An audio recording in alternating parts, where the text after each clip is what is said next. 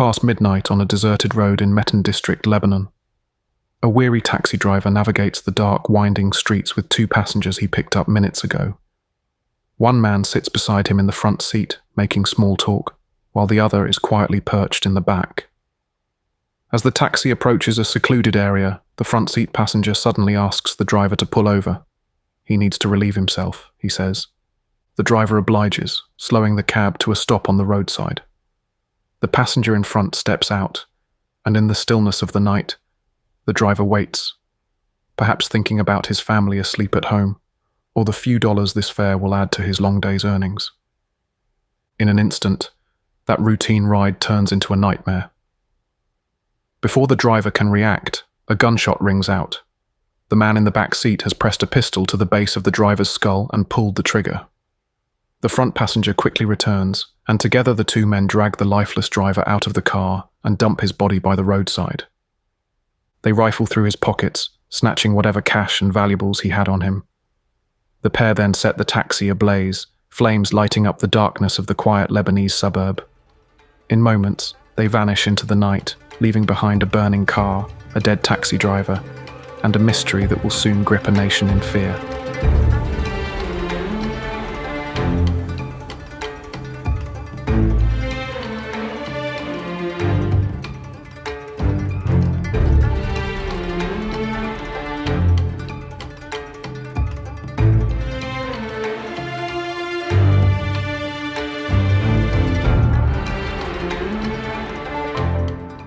Over the span of a few months in 2011, an unseen evil stalks the roads east of Beirut, leaving taxi drivers and passengers dead in its wake.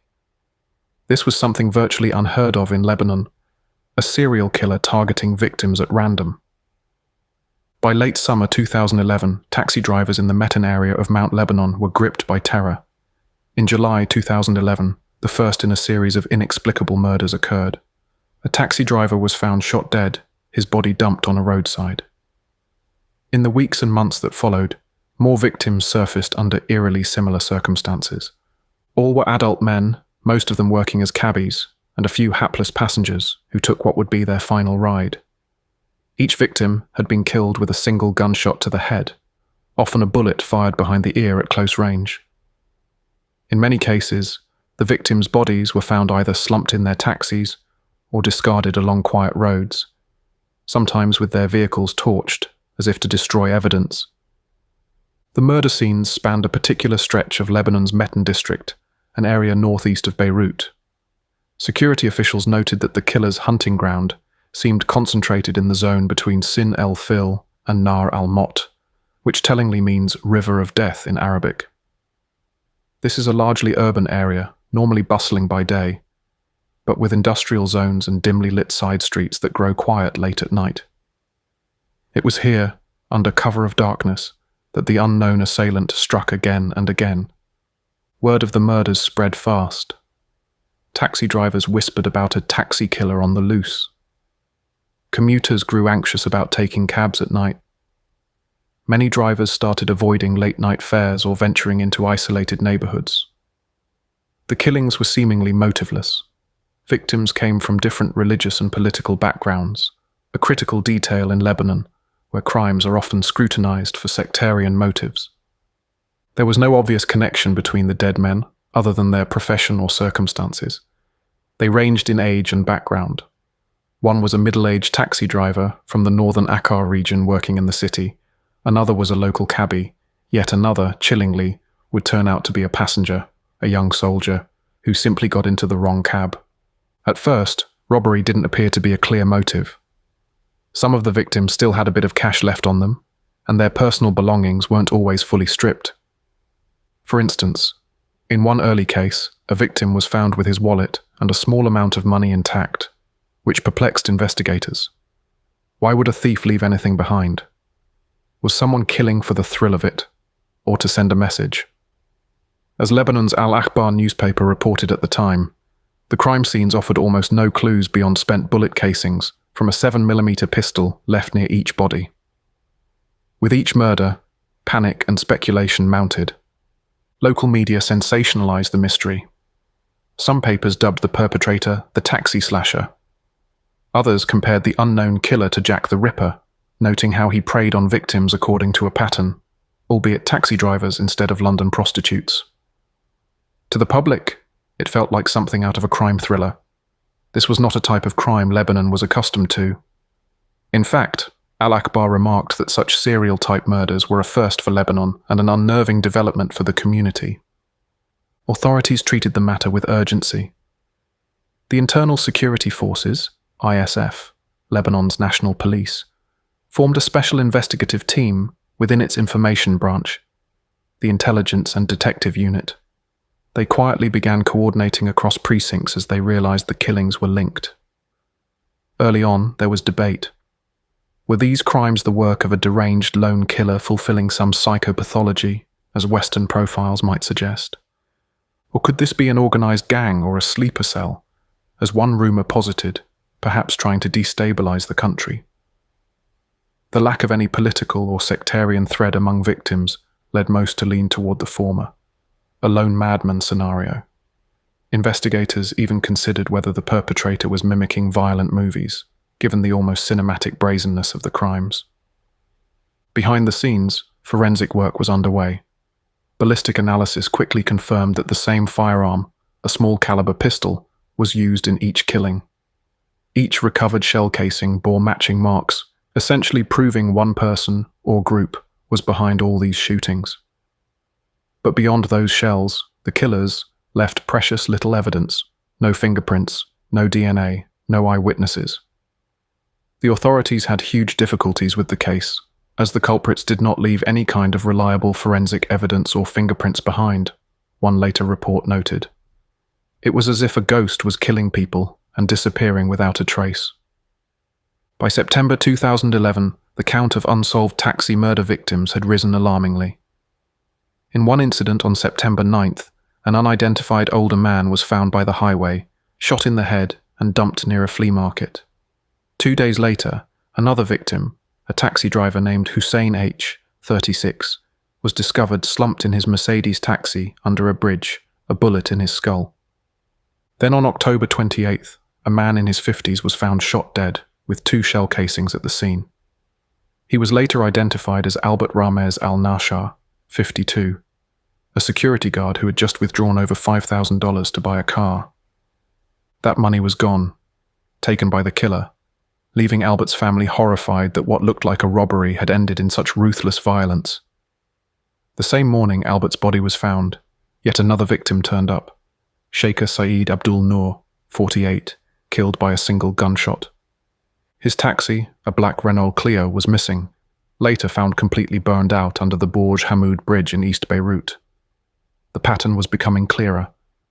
The perpetrator sometimes torched the stolen taxis after using them, likely to destroy evidence or hinder the police. For the public, each new murder was front-page news and fodder for intense gossip. Daily life was being affected in subtle ways. Many Beirut residents started avoiding taking service taxis, Lebanon's shared cabs, late at night unless they absolutely had to. Some taxi drivers armed themselves or travelled in pairs. The fear seeped into everyone's routines, an unnerving thought that any given taxi ride could be one's last. As one Lebanese commentator put it, it was a crime wave that rocked Lebanon and claimed the lives of 11 men over a period of several months.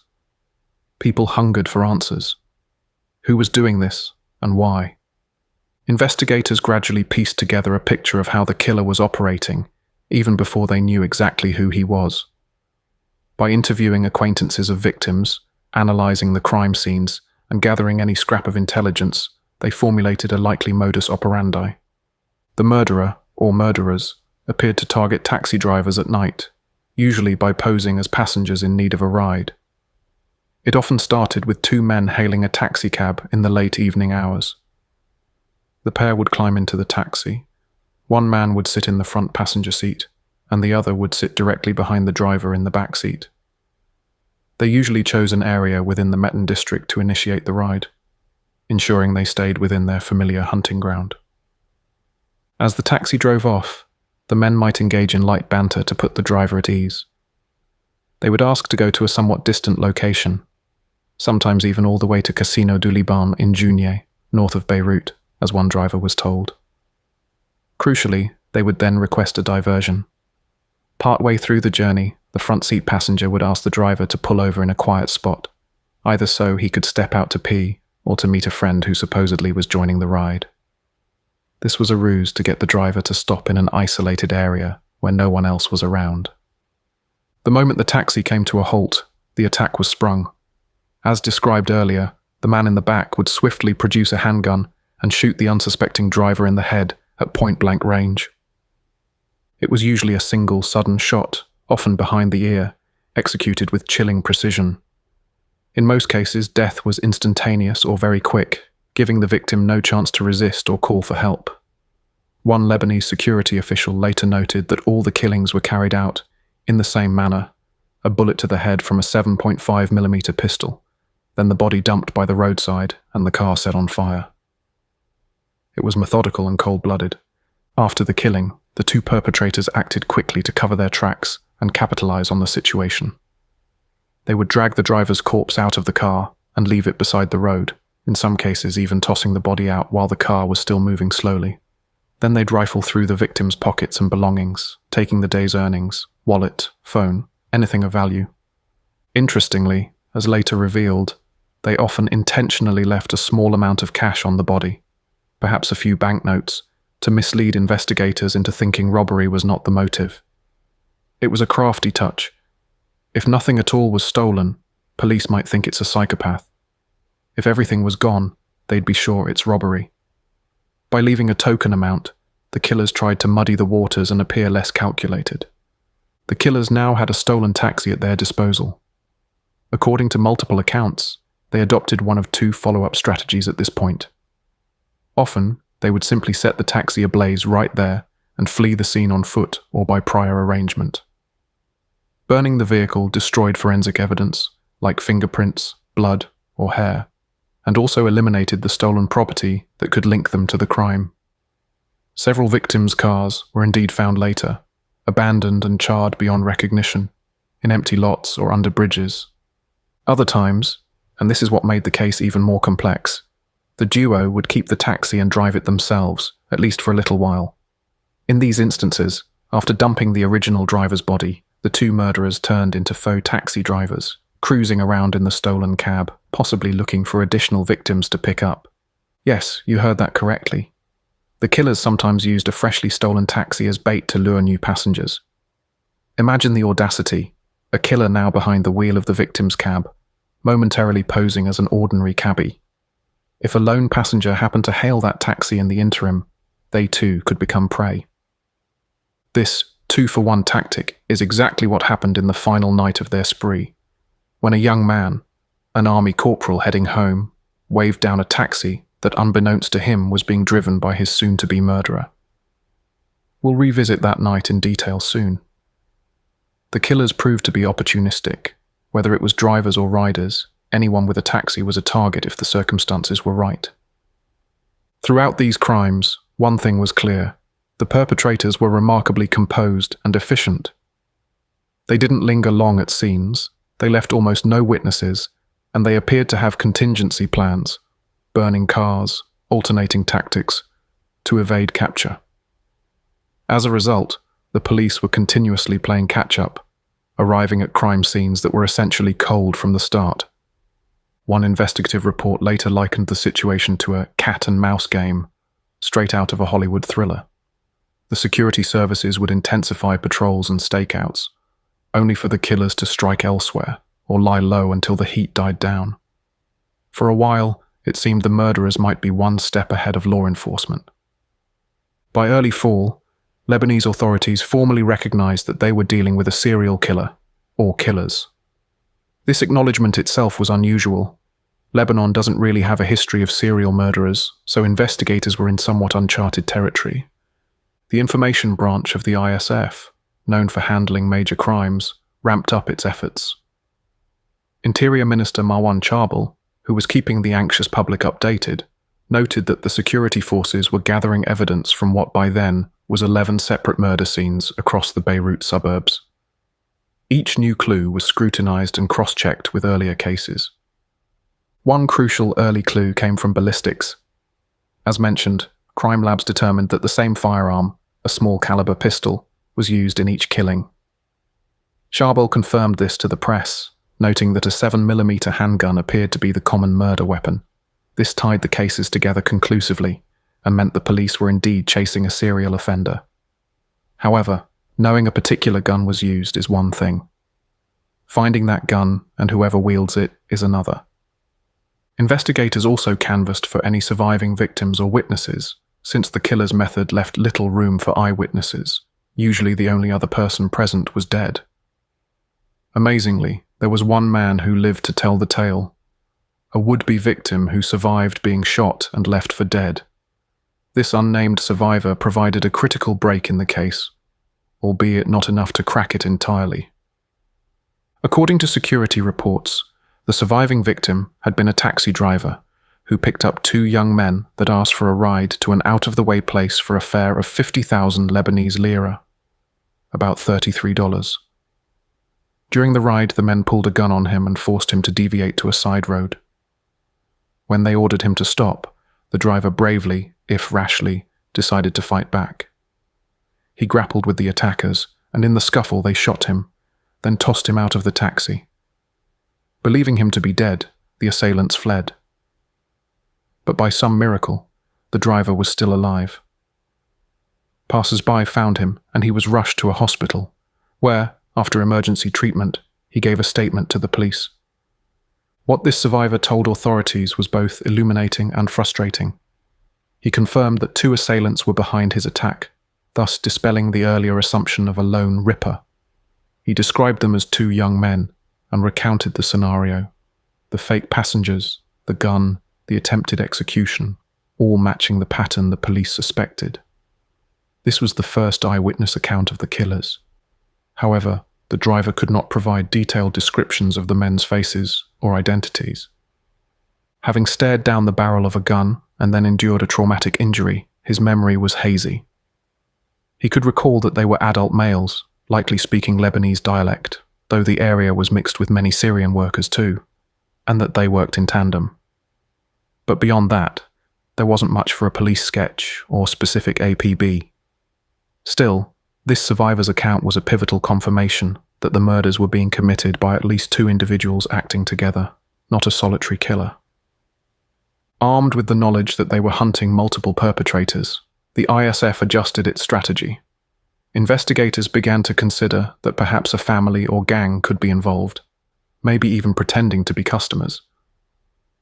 This broadened the suspect profile. Also, analysis of the pattern showed the killers likely resided somewhere near the crime area, since all incidents were in a fairly tight radius. The neighborhood of Nabar, a dense working-class area on the Beirut outskirts, kept coming up as a geographic reference point, possibly where the killers lived or would retreat to after the crimes. Nabar is known for its crowded apartments and, notably, a large community of Syrian Lebanese families. As pressure mounted, the police took an inventive step. They went undercover.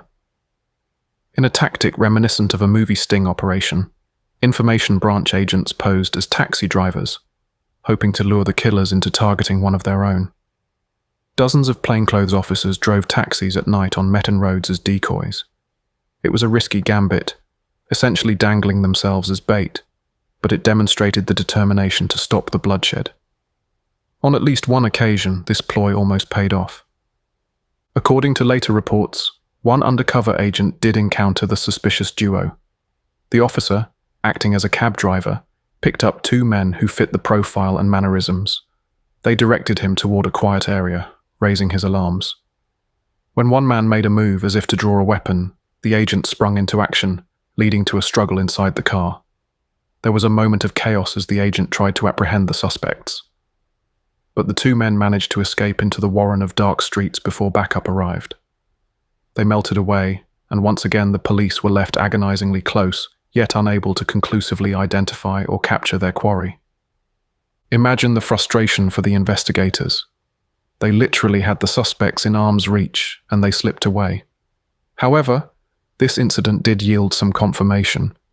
The people responsible were indeed slippery and familiar with the area, likely locals of Nabar or its vicinity, given how quickly they vanished into that neighborhood's alleys. This near catch further galvanized the information branch to intensify surveillance in Nabar and surrounding districts. By November 2011, nearly 5 months into the killing spree, the task force had amassed a mosaic of clues: ballistic evidence of a single weapon, reports of 2 male suspects, a cluster of crime locations, and even a close encounter. Yet, the identities of the perpetrators remained a mystery. The situation was growing dire. The killers showed no signs of stopping on their own, and public outrage and fear were peaking. As Lebanese journalist Radwan Mortada wrote, the investigators were confounded for months by the case. What they needed was a lucky break, a solid lead that could unravel the killer's anonymity. And in mid-November, fate finally dealt such a card, courtesy of a simple cell phone.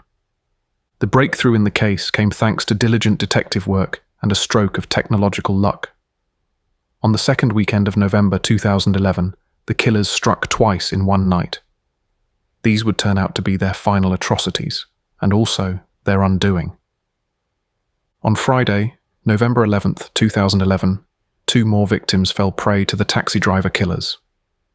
The first was a man in his 50s later identified as Hagop Yakubian, a veteran taxi driver, and it turned out someone acquainted with at least one of the killers.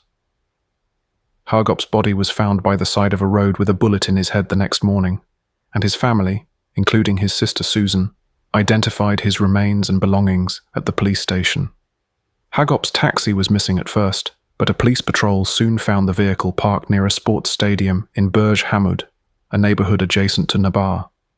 Intriguingly, this time the car was not burned. However, the killers had taken the radio from its dashboard, perhaps to sell for cash. The second victim that night was discovered not long after Hagop. He was the aforementioned Lebanese Army Corporal, Zayad Hani Deeb, 30. Zayad's body turned up on a street in Sin El Fil. Again, a single gunshot wound to the head. Not far from his corpse, investigators found an abandoned Renault Megane taxi, which was quickly determined to be the cab stolen from Hagop earlier that evening. In other words, after murdering Hagop and dumping his body, the killers had used Hagop's taxi to cruise around, and that's when Corporal Ziad unwittingly got in, needing a ride home. Once Ziad was in the car, the killers drove him to a deserted spot and executed him as well. At Ziad's crime scene, forensic officers recovered a small clue: some white powder in the soldier's pocket. It's not clear if this powder was of any significance, could be something like a medicinal powder or a drug, but it didn't lead anywhere directly. The true windfall was something else missing from Ziad, his cell phone.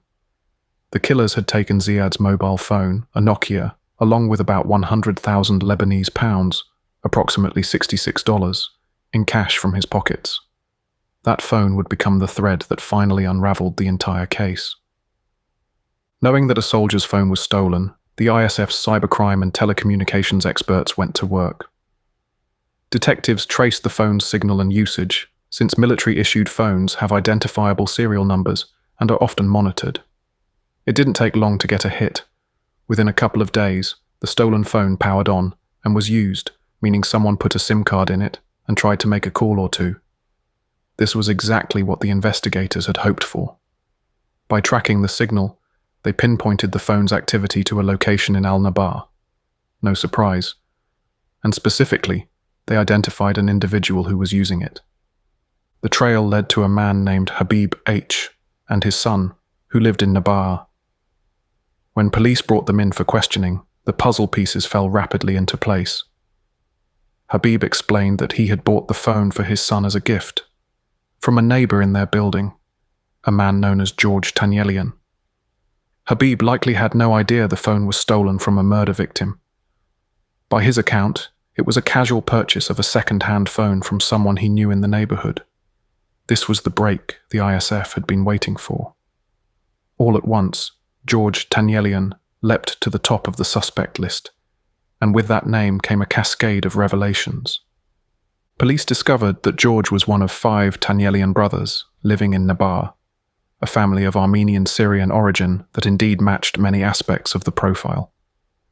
They lived together, or in the same building, meaning any could potentially conspire or share knowledge. The family, sometimes referred to by the nickname Boo Hannah, which likely comes from a family patriarch's name, had caught local attention before. Neighbours knew the Tanielians as somewhat odd but polite folks, introverted, perhaps heavy drinkers, but not outwardly violent in daily life. Still, there were dark hints. Two of the older brothers had fought in Lebanon's civil war decades ago, and had even been imprisoned for violent crimes before receiving amnesty in 1992.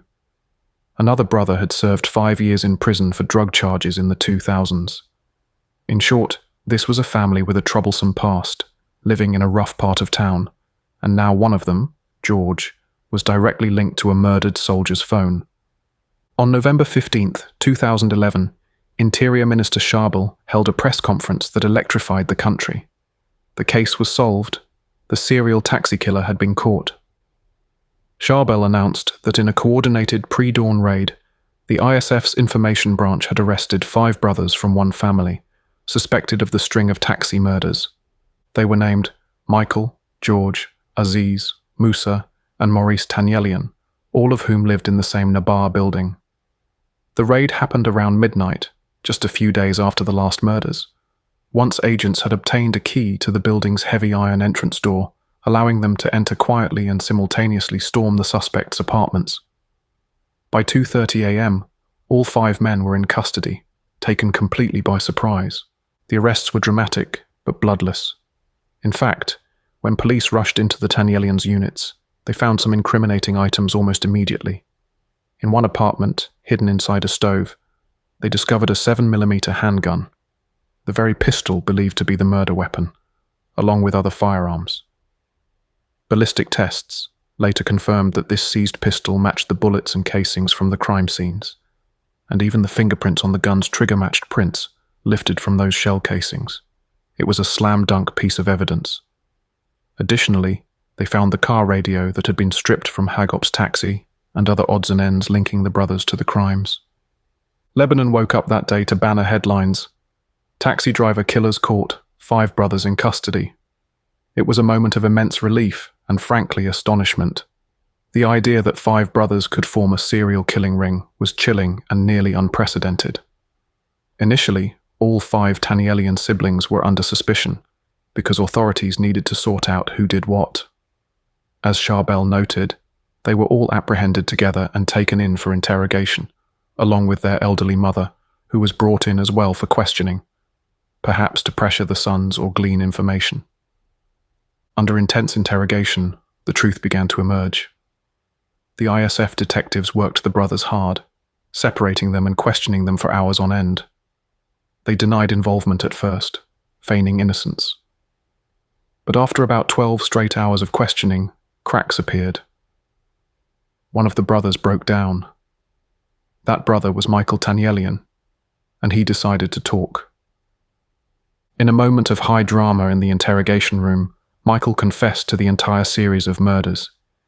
He admitted that he and his brother George were the ones directly responsible for killing 11 people and attempting to kill 2 others during those months.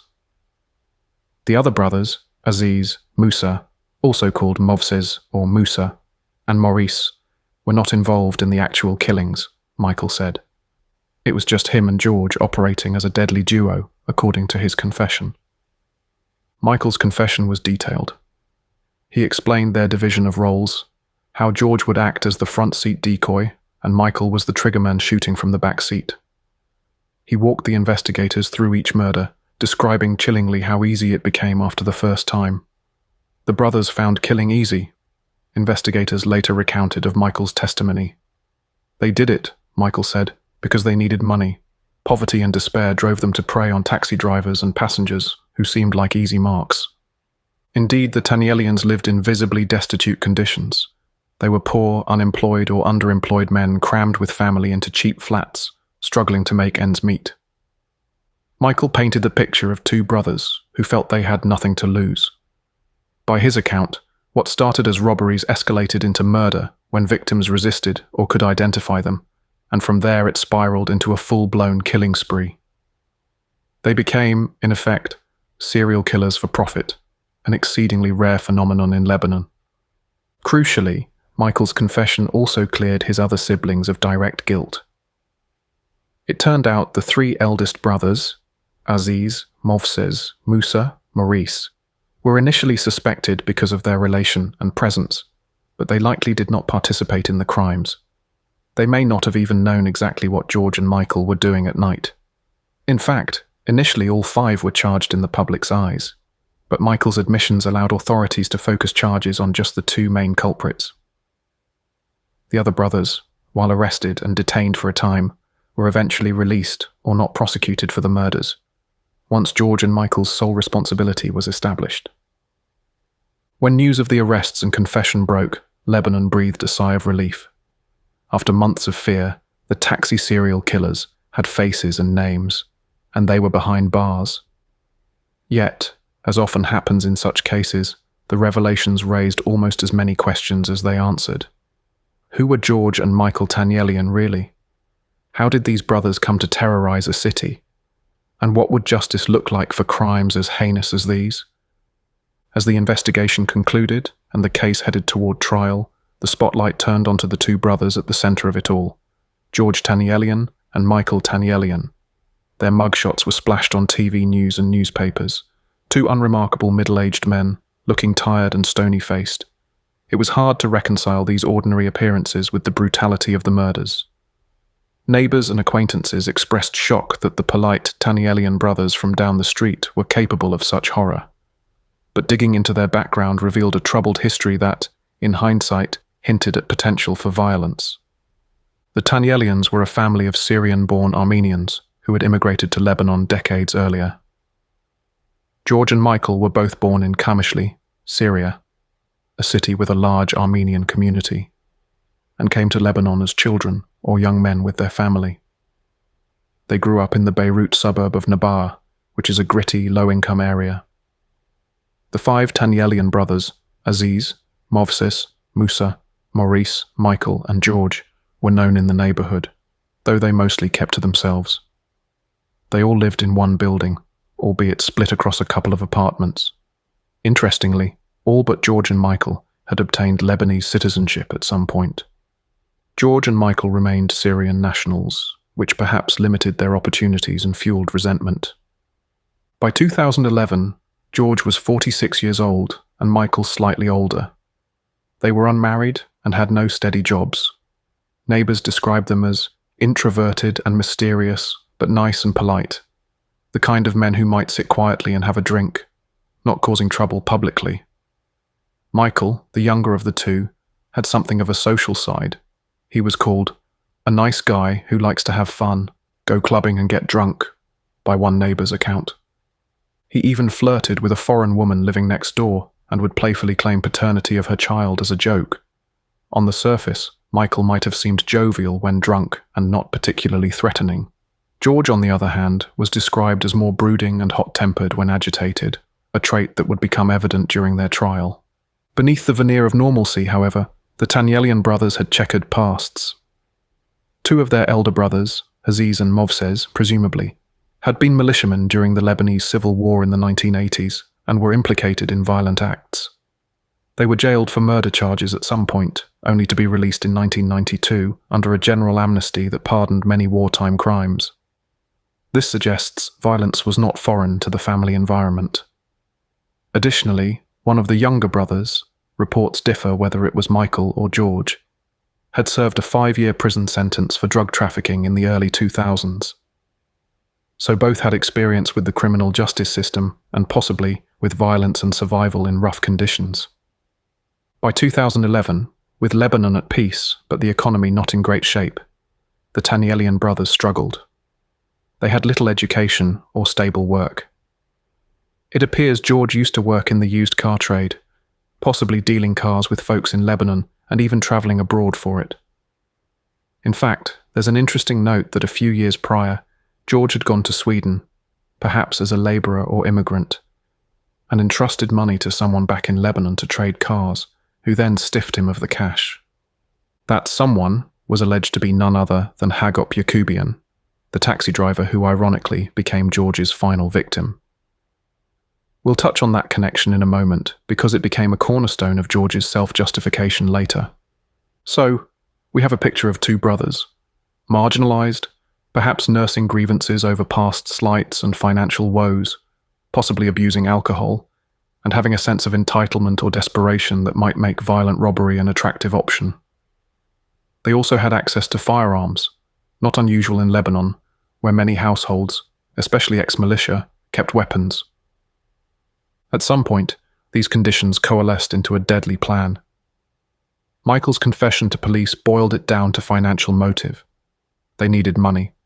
He said they began robbing people. Taxi drivers are a tempting target because they carry cash and work alone at odd hours, and the killings followed as a means to eliminate witnesses, or because it became frighteningly easy to kill.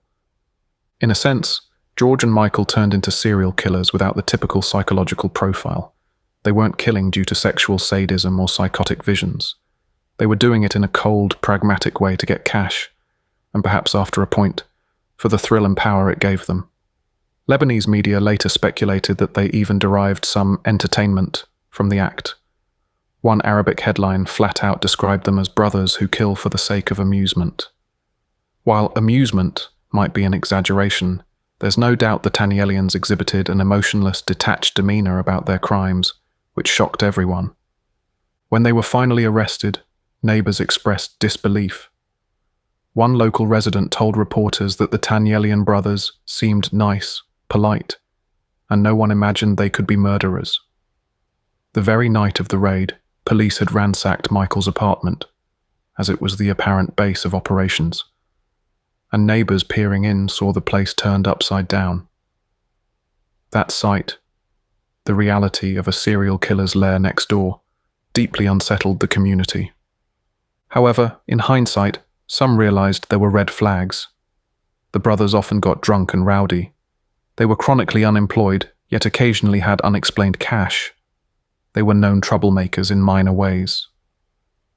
An Armenian acquaintance might recall that something was off with George and Michael, but pinpointing serial killer was beyond anyone's imagination at the time. Lebanon, after all, had never dealt with this kind of criminal before. With George and Michael in custody and having confessed, in Michael's case, or been implicated, in George's case, the focus shifted to the legal aftermath. The case was now ready to move from the realm of police and investigators to that of courts and judges.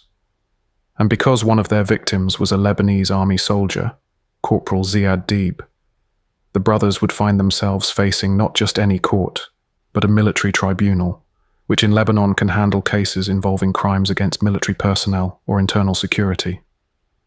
The trial of George and Michael Tanyelian became a media spectacle in its own right, revealing even more disturbing details about the brothers' mindset and testing the limits of Lebanon's legal system. Because Corporal Ziad was among those killed, the case fell under the jurisdiction of the Permanent Military Court in Lebanon. This meant the proceedings were a bit different from a civilian trial. Typically, a military judge, often an army officer, presides, and the process is somewhat more expedited. In Lebanon, military courts can try civilians for certain serious crimes, a practice that has drawn both praise for swift justice and criticism for lack of some civil liberties. In this case, though, few disputed that the Tanyelians deserved the harshest justice. It wasn't until late 2016, 5 years after the murders, that George and Michael appeared for one of their major court sessions, as reported by local media. Legal proceedings can drag on in Lebanon, and this was no exception, with investigations, psychiatric evaluations, and hearings in between. By November 2016, they were in front of a military judge. Brigadier General Hussein Abdullah was noted as the head of the court, for a key hearing. What unfolded in the courtroom was as dramatic as the case itself. Both brothers pled not guilty to some extent, or at least tried to minimize their culpability.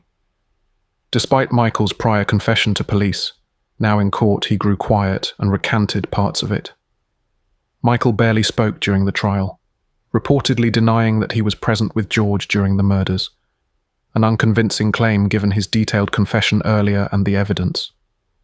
It appeared that Michael, perhaps frightened by the prospect of execution, was hoping to distance himself at the last minute. George, the younger brother, 46 by then, emerged as the more vocal defendant and the star of the show, as one journalist quipped. From the moment the hearing began, George Tanyelian was volatile. Descriptions from the courtroom say he was highly agitated and combative. At one point he became so worked up, yelling at his own defense lawyer, that Judge Abdullah ordered him removed from the courtroom briefly to cool off. What triggered George's outburst was his lawyer's suggestion that the court appoint a psychiatric expert to evaluate him, possibly laying groundwork for an insanity defense. George vehemently rejected this. "I'm normal, I'm not crazy," he shouted in Lebanese dialect, angrily asking his attorney, "Are you with me or against me? Don't drag me into this crazy or not crazy business." He clearly didn't want to be portrayed as insane. Perhaps in his mind that was an affront to his pride or a tactic he didn't agree with.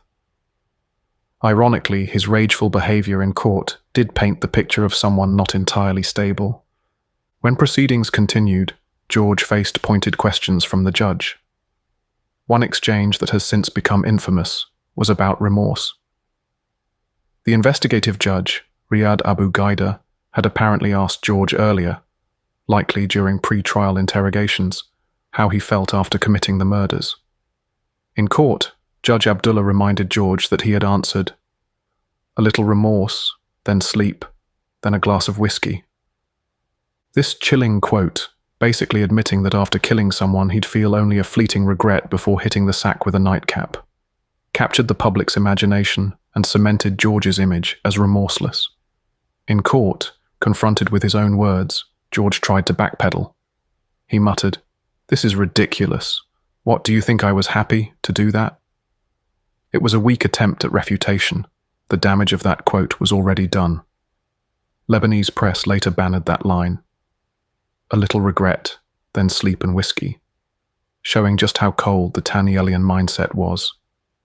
Facing overwhelming evidence, the gun, the phone, the confession, ballistic matches, and so on, George did something interesting. He concocted a new narrative to try to explain at least the last two murders, Hagop and Ziad, in a way that might reduce his culpability. In his testimony, George acknowledged killing Hagop Yakubian and Ziad Deeb, but denied the other 9 murders. Basically, he pinned those on someone else, though he didn't say who, perhaps implying Michael or a mysterious other. This contradicted Michael's confession and all evidence, but George was grasping at straws. George claimed that his motive for killing Hagop was personal revenge, not robbery. He told the court a story. Hagop, who was Armenian like George, had been involved in business with him. They both worked in cars, likely meaning trading used cars. And George said he had given Hagop a sum of money, which Hagop never returned. After George left the car business and spent time in Sweden, he stayed in touch with Hagop trying to get his money back, but Hagop blew him off, telling him to go tile the sea. Then later, Hagop supposedly wanted to reconcile and meet up. George essentially painted Hagop as an untrustworthy ex-associate who provoked him. So according to George's in-court version, on the night of November 11th, 2011, Hagop picked him up, implying it was a planned meeting, and George thought the other man in the taxi, the soldier Ziad in civilian clothes, was Hagop's friend or bodyguard. He claimed that when he saw Ziad reach into his pocket, perhaps thinking Ziad might be drawing a weapon or calling someone, he panicked and shot Ziad in the head. He insisted he didn't steal anything from Ziad, and even bizarrely claimed he didn't realize Ziad died. Then, he says, Hagop kept driving with him, promising to get George's money from someone. But when Hagop stopped at Dora, the Dora roundabout area, and was ostensibly stalling, George felt tricked and immediately shot Hagop too. He denied taking Hagop's money either, asserting he had no need for a mere 100,000 lira. "I have money. I wasn't in need of 100,000 lira, he boasted, claiming he once had $500,000 and multiple cars from his earlier work. At one point he scoffed, "I feel like next you'll say I killed him for a manouche, a time flatbread," sarcastically suggesting the idea he'd kill for pocket change was absurd. This self-serving tale was a transparent attempt by George to reframe the narrative. He wasn't a serial killer robbing taxi drivers. He was settling a score with Hagop, and unfortunately also killed a soldier in what he implies was self-defense or fear. He outright denied killing the other 9 victims that the prosecution accused him of. Essentially, he tried to limit his guilt to 2 killings and to justify those 2 as not related to theft. Observers in the court and the families of victims found these claims outrageous. There was abundant evidence linking them to all the murders, and Michael's confession that included all 11. George's dramatic story about Hagop did have a kernel of truth. It's likely Hagop and George knew each other from the car trade, as the community is small, but it hardly excused luring him out and shooting him in cold blood. During this testimony, the judge pressed George with pointed questions. At one moment, Judge Abdullah asked him what he felt right before pulling the trigger on Hagop. Was it anger, fear, thrill? George fumbled, at a rare loss for words. He eventually answered haltingly, "Yes, I got nervous, like how one gets internally tense. Yeah, I panicked, and trailed off." It was one of the few times he didn't have a confident retort. His attempt to rewrite the narrative didn't seem to gain sympathy from the court, but it did provide a fascinating glimpse into how he rationalized his actions. In his mind, he wanted to be seen not as a common robber, but almost as someone wronged who turned violent, a flimsy rationale for an unforgivable spree. Michael's demeanor in court, as noted, was mostly quiet. He tried to claim he wasn't there, which fooled nobody.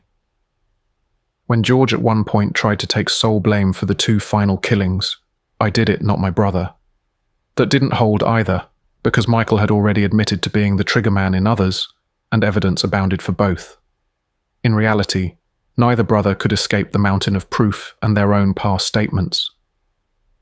Unsurprisingly, the military court found George and Michael Tanyelian guilty on all counts of murder. 11 counts total, plus related charges like armed robbery, forming a criminal gang, and attempted murders for the survivors. Sometime after these hearings, sources suggest around 2017, the tribunal issued its sentence: death. Lebanon's criminal code allows the death penalty for crimes of murder with premeditation and for killing military personnel, among other things. In this case, each brother had enough capital charges to merit the ultimate punishment. They were thus sentenced to death by hanging, the typical method in Lebanon. However, it is important to note the context. Lebanon has an effective moratorium on execution since 2004. While courts do hand down death sentences, in practice, no one has been executed in the country for many years. Typically, such sentences linger on the books and might eventually be commuted to life imprisonment. As of the latest updates, George and Michael remain on death row, awaiting a fate that likely will never be carried out. They are imprisoned in Rumi Prison, Lebanon's main penitentiary, along with dozens of other condemned inmates. The significance of the death sentence, though, is not lost. It reflects the severity with which Lebanese justice viewed their crimes. The Tanyelian brothers joined the short list of Lebanon's most notorious convicts. When the verdict was delivered, there was no public outcry of mercy. Most Lebanese were satisfied that these murderers would never walk free again. Families of the victims surely felt some measure of justice, though nothing could bring back the 11 lives lost. In a Lebanese news piece listing Middle East serial killers, George and Michael were noted as being among the very few serial killer duos in the region, and likely Lebanon's first serial killers in modern history. It's a grim claim to infamy. For the families of these victims, the arrest and conviction of the killers provided some closure, but the scars remain. In Lebanese tradition, families often hold annual memorials, 40 days after death, then every year, for lost loved ones. One can imagine that each year around the fall, several households light candles in memory of those 2011 victims.